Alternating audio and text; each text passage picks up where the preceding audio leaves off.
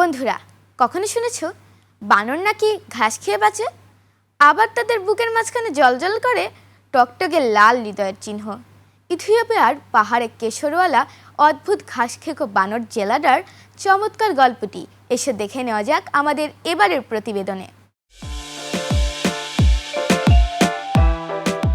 আফ্রিকার ইথিওপিয়ার সিমেন্ট পর্বতের আলপাইন তৃণভূমি এবং রুক্ষ পাহাড়ে বাস করে এক অনন্য ও কৌতূহলোদ্দীপক প্রাইমেট জেলাডা। এরা দেখতে অনেকটা বেবুনের মতো হলেও আসলে এরা স্বতন্ত্র থেরাপিথেকাস গোত্রের একমাত্র জীবিত সদস্য। সমুদ্রপৃষ্ঠ থেকে প্রায় 1800 থেকে 4400 মিটার উচ্চতায় বাস করা এই স্তন্যপায়ী প্রাণীগুলো তাদের অদ্ভুত শারীরিক গঠন, খাদ্যাভ্যাস ও সামাজিক আচরণের জন্য সারা বিশ্বের প্রকৃতিপ্রেমীদের কাছে অত্যন্ত আকর্ষণীয়।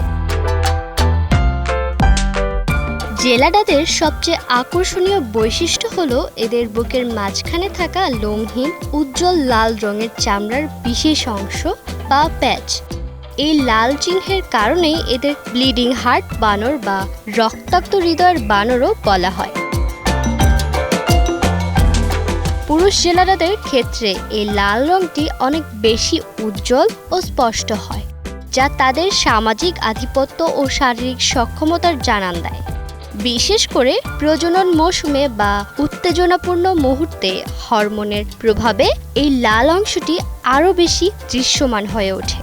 এছাড়া পুরুষ জেলাডাদের পিঠ ও ঘাড় জুড়ে সিংহের মতো ঘন কেশর থাকে, যা তাদের এক রাজকীয় রূপ দান করে। পৃথিবীতে বসবাসকারী সমস্ত প্রাইমেটের মধ্যে জেলাডাই একমাত্র প্রজাতি যারা মূলত ঘাস খেয়ে বেঁচে থাকে। এদের খাদ্যাভ্যাসের প্রায় 90% হলো কচি ঘাস, ঘাসের শিকড় ও বীজ। ঘাস ছিঁড়ে খাওয়ার সুবিধার জন্য এদের আঙুলগুলো অত্যন্ত চটপটে এবং শক্ত হয়। ইথিওপিয়ার রুক্ষ পাহাড়ের ঢালে বসে বসে 2 হাত দিয়ে ঘাস উপড়ে খাওয়া এদের প্রতিদিনের চিরচেনা দৃশ্য।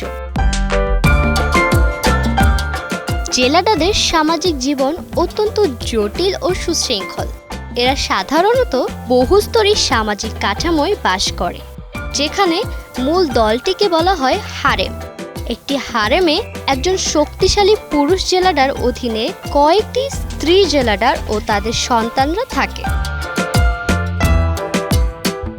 রাতের বেলা শিকারী প্রাণীদের হাত থেকে বাঁচতে এরা খাড়া পাহাড়ের খাঁজে আশ্রয় নেয়, আর দিনের আলো ফুটতেই দল বেঁধে তৃণভূমিতে নেমে আসে। এদের নিজেদের মধ্যে যোগাযোগের জন্য প্রায় 30টিরও বেশি ভিন্ন ভিন্ন কণ্ঠস্বর বা ডাক রয়েছে, যা প্রাইমেটদের জগতে অন্যতম উন্নত যোগাযোগ ব্যবস্থা হিসেবে বিবেচিত। বর্তমানে জলবায়ু পরিবর্তন, কৃষিজমির সম্প্রসারণ এবং মানুষের বসতি স্থাপনের কারণে জেলাডাদের এই অনন্য আবাসভূমি দিন দিন সংকুচিত হয়ে আসছে। প্রকৃতি সংরক্ষণের আন্তর্জাতিক ইউনিয়ন IUCN এদের বিপন্নপ্রায় বা আশঙ্কাজনক হিসেবে তালিকাভুক্ত করেন ঠিকই, তবে এদের অস্তিত্ব টিকিয়ে রাখতে ইথিওপিয়ার সিমেন্ট জাতীয় উদ্যান সহ বিভিন্ন অঞ্চলের বন্যপ্রাণী সংরক্ষণ দল অত্যন্ত গুরুত্বের সাথে কাজ করে যাচ্ছে। তাবাসসুম মালিহা মোহনা, মুক্ত খবর, 21 টেলিভিশন।